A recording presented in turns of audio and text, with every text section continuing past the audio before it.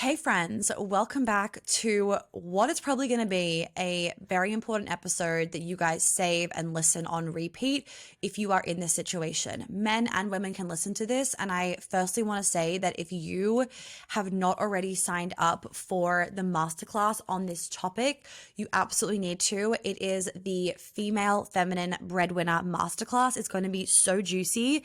And there has been insight and help with the conversation and what I'm bringing to the table and what I'm sharing with you guys as tools, help, lessons, resources from my man.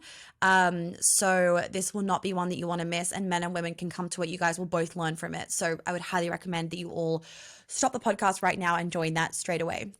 Okay, so the topic for today, as you guys would know from the title, is how to be the masculine whilst she's making the money. Now, ladies, I also want you to listen to this too, because I'm just going to have like a little bit of a conversation about this. I actually haven't written notes, but full truth be told, we're signing on the house on Monday. Like, I'm recording a little bit ahead in advance. We're signing on the house like in 2 days time. And I know it's going to be an echo chamber for a while because like furniture, whatever, like that house size compared to my New York apartment is like slightly different. Like my New York apartment was like 1,500 square feet, which is still very big for a New York apartment. I know.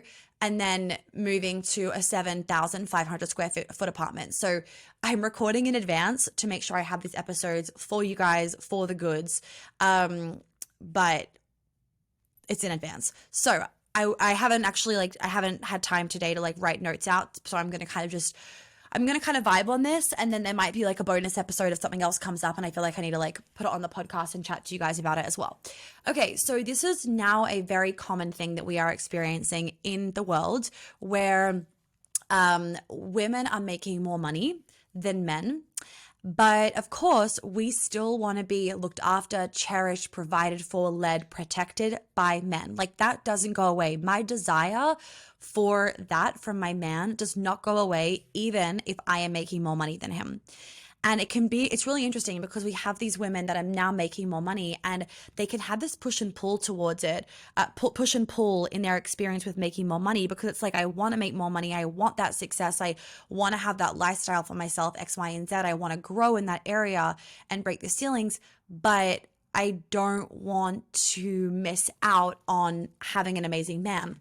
So what happens is for a lot of women is they make it a but. Like, I can have money, but I can't have a man.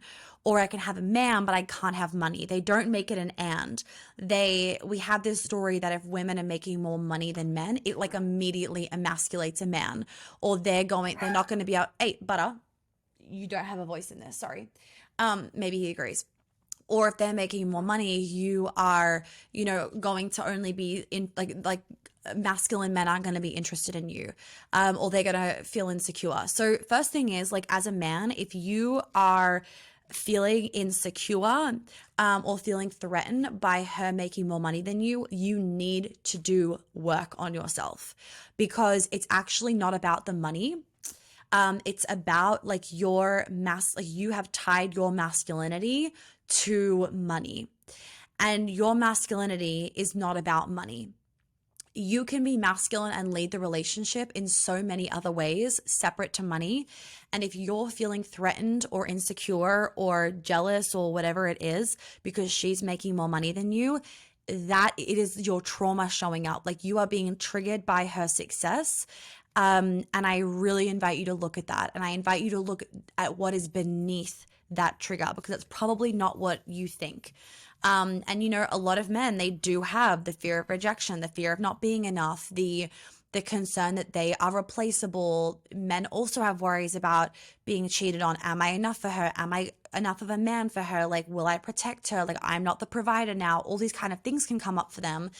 And so it's so important to learn as a man how to be the provider and protector in ways other than just earning the like more amount of money. Because I am in a relationship, a very beautiful, very healthy, very steamy and sexy relationship where I make the money, like I make more money, and I am the quote unquote breadwinner, but I do not feel that way. I do not feel like I lead the relationship. I do not feel like I am the man. I do not feel like I am in my masculine. I do not feel pressure. I do not feel like I have to make the decisions or the weight falls on me. I do not ever feel like I am in the lead or that I have to lead. There are moments like with this whole house buying process where, of course, I've kind of jumped in and been like, whoa, whoa, whoa, like, no, no, no, no, no. Like, and I've kind of put my foot down and been like, this is what I need from you. Like, you need to explain this to me, and put my foot down sometimes because, like, just like a little bit of not a little bit of background, but like, I'll give you guys a little bit of this and there'll be way more in the masterclass. So I was basically the bank for the house. So if you saw my Instagram post, you would kind of know this. I paid for the house, and it was a multi-million-dollar house that I paid for. So it was obviously a proud achievement. And he did everything though for the house process. Like, yeah, I signed shit because it was like my name. His name's actually also on the house, like on the deed, because I wanted that and he wanted that. And I didn't want it to be like my house. Like, I wanted it to feel like our house. And I say that it's our house. I do not say that it's my house. He doesn't say that it's my house. Like, and I'll go into like nitty gritty details in the masterclass if I don't go like with what I don't go through here. But he did all of the man stuff for that house process. Like, I had no idea how much is involved in buying a fucking house. Like, the fucking approval process that you have to go through, like, even just thinking about it gives me a headache. Like, I could not do it. I was so confused half the time. Like, I had lost track how many times I'd be like, babe, I have no idea what's going on, but I trust you. Just like, let me know if you need something, because I just like could not understand it and I could not process it. And I didn't want to. Like, I had no interest in understanding it. I'm like, I just want to do my job. I want to be in my creative flow. I want to help my clients. That's what I'm good at. Like, I don't need to understand this, but I trust you to do it. So you do it. So what was really like, what was great in that process was like, he was like leading it all the time, and I would only put my foot down when I needed to understand something. And like, there was like, you know, we were getting into like some edgy territory, or, you know, we were both like tired or something like that. And you know, I had to put my foot down in like a situation. I'm not saying I had to. I'm saying if I had to put my foot down in a situation, I would. But I'm like, yes, I did have to. I'm not saying I'm not saying we got into like a huge fight or anything for anybody listening, but I'm saying that when I put my foot down in any situation in our relationship, it is not because I am trying to control or lead. It's simply because I just need to put my foot down in a situation, or because I need to understand something, or because he's doing something that I'm not happy with, or he's not listening to me, or whatever it is. It's not because I have a need or desire or want to control or lead the situation. So she can still be making money. You can still be making the money, ladies, if you're listening to this as well. And he can still very much be in his masculine. And this is becoming more and more common. And I mean, I think it's a beautiful thing, because the reality is like, when I'm making money, like, you know, I'm doing my thing, I'm in my creative flow, I fucking love it. I wouldn't want to be in a situation, frankly, like I've thought about this. I've thought about, would I want to be in a situation where he's making fuckloads of money and I'm making fuckloads of money, and like, that would obviously be great. Like, that's obviously the ideal situation. Just keep listening. Would I want to be in a situation where he's working all the fucking time to make fuckloads of money? Because the reality is that most men, especially like mid-30s, they would be working their ass off to be making $1 million a year, and never see him, or never feel like I have help around the house, or not have help with the mortgage, or not, you know, be able to get a makeout session from him at 4 p.m. in the afternoon because he's in the office or flying around the world all the time. No, like, I wouldn't want that. I get to make a lot of money through my own company, right? And, you know, there are a lot of men that don't own their own company. So therefore they don't have the flexibility to work from home, and they don't have the flexibility to, like start making out with you at 3 p.m. in the afternoon. But I want that. And it is easy for me to make a lot of money because I've grown a business where I've scaled it, and now it's my norm. So it's fine, and I don't care about being the breadwinner, because I'm not like killing myself at the office for 80 hours a week whilst he's at home watching TV. That is different. Like, you killing yourself at the office while he's at home watching TV, it's a completely different story, because you would feel like the masculine. So you would be making the money and you would feel like the masculine. Different situation to making the money but being ravished every evening, or making the money but him being home at 6 p.m. as well, and, you know, you guys dancing around the kitchen together. Like, those two situations are different. So you can be making the money and still be in the feminine in your relationship. So what we need to start doing is we need to start, like, for men and for women, start to create a new paradigm and a new reality where it's like being in your feminine or being in your masculine isn't just based around money. Because the beauty of the online space now is that we are able to make more and more money and have more and more success with more and more ease, because we don't need to be flying around the world all the time, burning the candle at both ends, going into the office at 7 a.m., blah, blah, blah. Like, we now, because we have the availability of working at home, being flexible, working online, we actually we don't spend as much time traveling and commuting, which causes burnout as well. We get to be more, like, intentional with our time. And that's a really beautiful thing, having the ability to be more intentional with our time. So we're now in this new phase of the world where online business and, having success is easier, quote unquote, because of the ability to network online. So why do we don't need to be going into the office and hustling and killing ourselves and going against our nature as women, in order to fit society standards of something? Right now, if men want to still go into the office and like, fucking do your thing, like, go be masculine X, Y, and Z, because it's about an energy thing. But what's beautiful and what we need to start accepting is that women now are able to make just as much money as men or more, working online, working within their feminine nature, working with their magnetism. And so many women are discovering their abilities as healers or as creatives. And what's fantastic is the world is really accepting nowadays, more so than ever, of healers and of the creative space. So the creative space and healers and marketing and all of those more quote unquote feminine jobs, there's more money behind them. So we are able to make more money as women that are in those sectors. This does not mean men need to get threatened.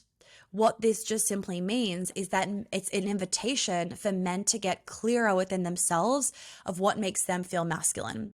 And what's obviously hard with this whole situation is that when you couple this with the phenomenon of emasculation, it's like, where can men be men? Because they're emasculated 24/7, they're emasculated in the workplace, they're emasculated at home, and now they are emasculated, quote unquote, because women are making more, or because their partner or women, generally speaking, are making more money than them. And it's sad. It's obviously sad. So for the guys listening, please start to figure out ways in which you can stay in your masculine and heal, CC, the man, heal your insecurities, your trauma, your ego shit, your fear of being rejected, fear of not being enough, like, heal all that stuff so it doesn't come out in that way. And then ladies, let yourself make money and also do the things that make you feel like you're in your feminine and that allow you to be in your feminine, so that you are not making money and being in your masculine. Like, this if you are in this dynamic in your relationship, you both have to take responsibility for being in your masculine or being in your feminine. So ladies, you have to take responsibility if you're in this situation in a relationship for being in your feminine. Men, you have to take responsibility for being in your masculine. So even, for example, with me, like, if I've been working all day or whatever it is, and like, okay, here's an example. Like, if my man needs something from me, like with the house stuff, he'll text me to see if I'm free or not. And if he's in the house or whatever, he'll text me, or if he needs to call, he'll text me before and make sure I'm not on a client call. And he's got access to my calendar, so he can obviously see. But I will actually always go down to him. So if he's like working downstairs, for example, and he'll be like, babe, can you come down? I will go downstairs, because if I was to be like, no, you need to come up here, it's like I'm kind of being in the masculine. Like, I'm kind of being like, you have to do this. Like, I'm telling you what to do. And of course, there's a time and a place where, like, you might be heavily into something. It's like, can you please come up here? Actually, the way that you would say that would be in like a feminine, soft way. But in the beginning, I was kind of like, why the fuck do I always have to go out to him? But that was like my selfishness coming up, right? Of like my brattiness of being like, why the fuck do I have to go out to him? But then I realized, like, no, I actually wouldn't want him to come in here all the time, because I would feel like I'm the boss. And I don't want to feel like I'm the fucking boss. Like, there's obviously is sexy sometimes, but I don't want to feel like I'm the boss all the time and that he's coming to me to be like, Mommy, can I get permission? Like, that's not what he's asking for, but I mean the energy of it. Instead, him calling for me to go to him, it's way sexier. It's way more subdom. It's way more like sexy, the energy of you need to come here, I need you here, and you going and obeying, quote unquote, his order. That just keeps the dynamic in and of itself. So there's little things just day to day that you guys can start to just be aware of, like within your habits and with the way in which you're engaging with each other throughout the day of, is this coming from a feminine place or is this coming from a masculine place? When he gets home, for example, go downstairs and give him a big kiss when he walks in the front door, even if you have to go keep working afterwards, or do whatever you need to do to get into your feminine at the end of the day. Or if you guys are going out for dinner after work, make sure he's driving the car, or, get him to zip up your dress. It's these little, like, we always forget the little things. It is the little things every day that add up. It is not just the big things. It's those little moments that put you in the feminine masculine where it doesn't fucking matter about the money. It really doesn't matter about the money when you are ensuring that the energy exchange is always you, or mostly you being in your feminine, him being in your masculine. Where it gets hard is when the energy exchange is him in his feminine and you being the boss and you being in your masculine. That's where you want to avoid it.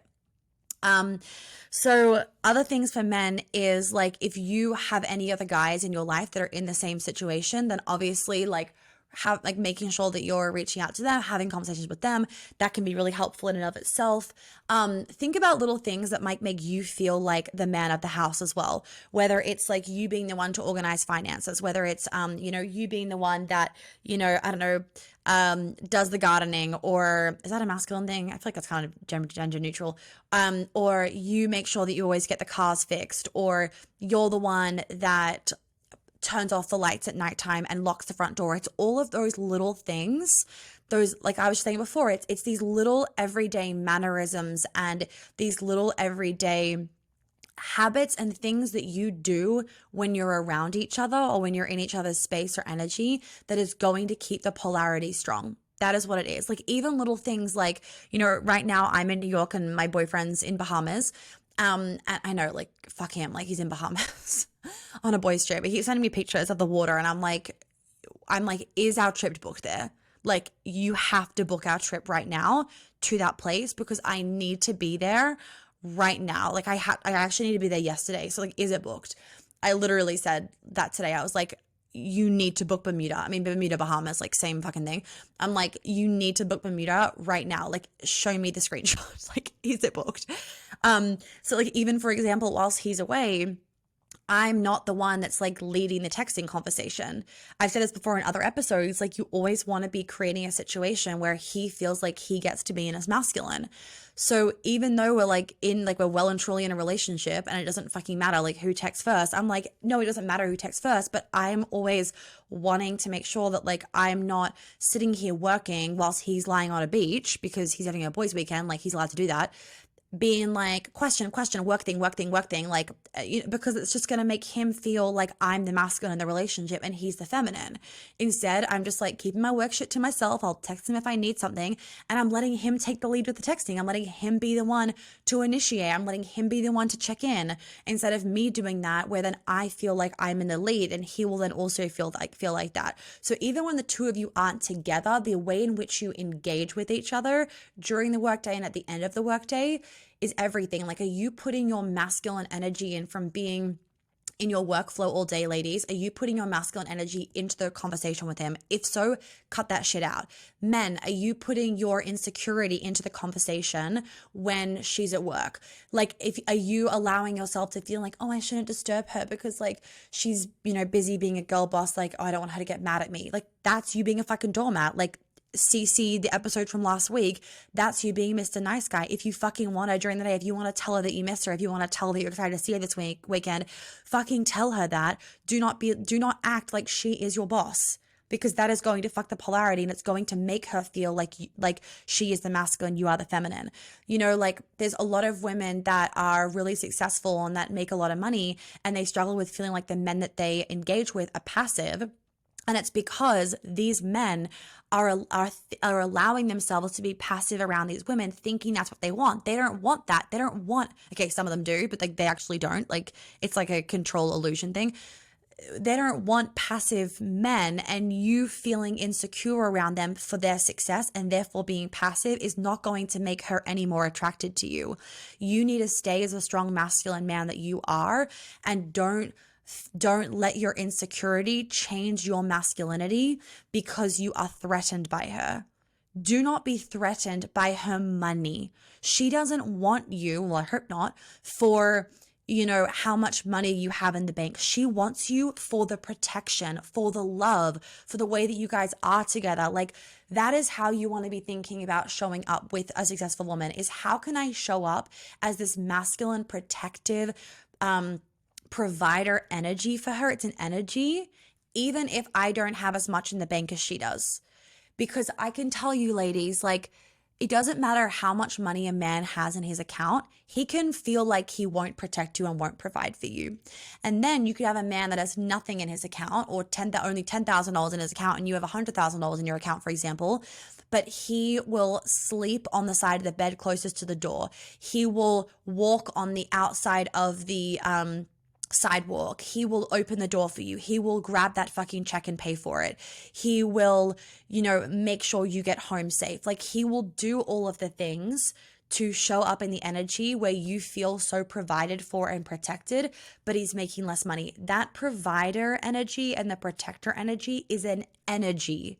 It is not about how big is his house, how big is his bank account, what car does he drive, because there are those men that have those things and they don't have the energy of I am the provider and I am the protector. Okay, so key thing, the masculine energy that is important to harness, especially like for every woman, but then like do not forget it for the women that make more money than you, is at the end of the day, she still wants to just feel like you are going to provide for her, protect her, cherish her, make her happy, X, Y, and Z. And she doesn't want to feel, this is super key, she doesn't want to feel wrong for making more money than you. So if you act differently or weird or insecure because you make more money than me, that makes her actually feel bad. That makes her feel shame about making money, making a lot of money. Instead, you need to show up as, it's fucking great you make more money than me. I may not say it's fucking great. Like, whatever you want to say, like, I'm fucking so proud that you make more money than me. I don't give a fuck, because I will still always provide and protect for you no matter how much money you make. Like, amen, yes to that. We've had conversations before where it's like, if shit hit the fan and I couldn't work, like, he would make ends meet. He would get through over our head. That pressure is never on me. Like, the pressure of if shit hit the fan and like we needed to make ends meet, that pressure is not on me. It would not be me that goes and ends up like, working their ass off, doing shitty jobs to make ends meet. That pressure would not fall on me. And that conversation can be a really powerful conversation to have, so that she never feels like the pressure is on her. And so that you also know, like, in your fucking heart, like, you get to hold that pressure.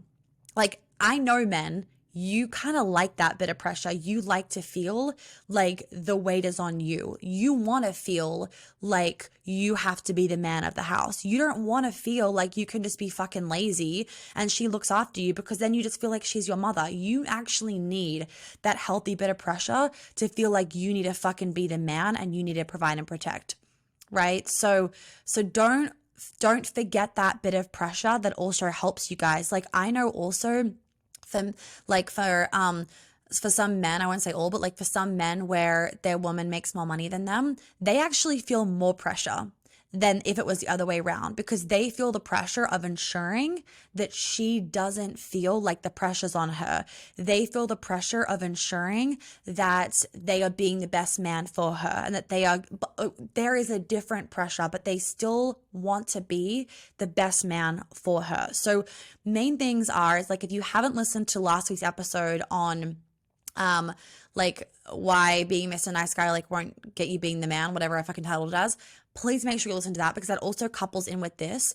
And men, just remember that your masculinity is not just tied to money. Like, yes, we want to be taken out for dinners and X, Y, and Z, but I don't need to be taken out to like some fucking $1,000 dinner. I don't give a fuck.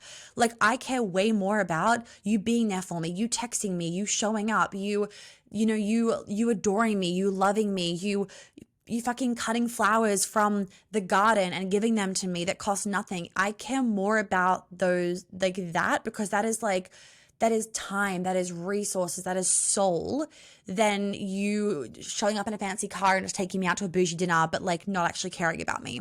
And that's not to say that's all what rich men do. That's not to say that.